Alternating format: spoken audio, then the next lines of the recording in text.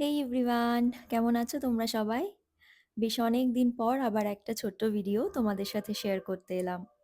তোমরা হয়তো ভাববো, এই মেয়েটা একটা ভিডিও আপলোড করে আর তারপর অনেক দিন তাকে খুঁজেই পাওয়া যায় না। আসলে রোজকার জীবনের একঘেয়ে ডাল ভাতের গল্প কি বলবো ঠিক বুঝে উঠতে পারি না।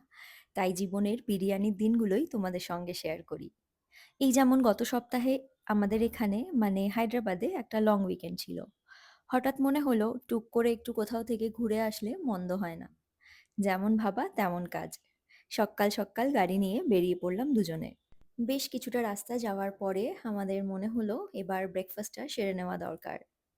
তাই বাড়ি থেকে বানিয়ে আনা গরম গরম দুধ চা এবং আলু পানির পরাঠা দিয়ে আমরা ব্রেকফাস্ট সারলাম। তবে হায়দ্রাবাদের কাছাকাছি সেরকম খুব একটা ঘুরতে যাওয়ার জায়গা নেই বললেই চলে। সেক্ষেত্রে আমাদেরকে পুরোটাই ভরসা করতে হয় ব্যাঙ্গালোরের ওপর।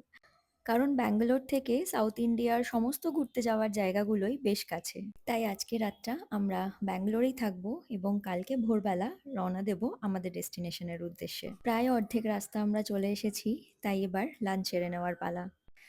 আমাদের এবারের রোড ট্রিপের হাইলাইট হলো এই ১২-১৩ ঘন্টার জার্নিতে আমরা যা কিছু খেয়েছি, সকালের ব্রেকফাস্ট থেকে শুরু করে ইভিনিং স্ন্যাক্স অবধি সবকিছুই কিন্তু আমরা বাড়ি থেকে বানিয়ে এনেছিলাম।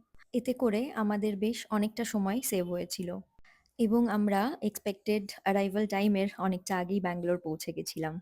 এরপর আমরা ব্যাঙ্গালোর থেকে কোথায় যাচ্ছি, কী করছি সেসব কিছু জানতে গেলে আমাদের চ্যানেলটা সাবস্ক্রাইব করে রেখো।